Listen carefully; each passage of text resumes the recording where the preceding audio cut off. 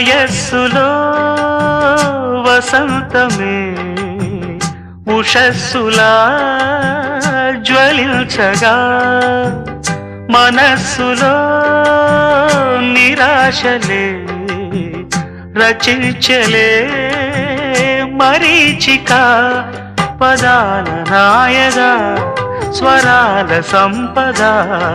తరాల నా కథ క్షణాలదే కదా గతించిపోవు గాథనేనని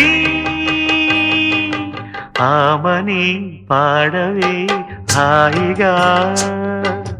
మూగవై పోకు ఈ వేళ రాలేటి పూల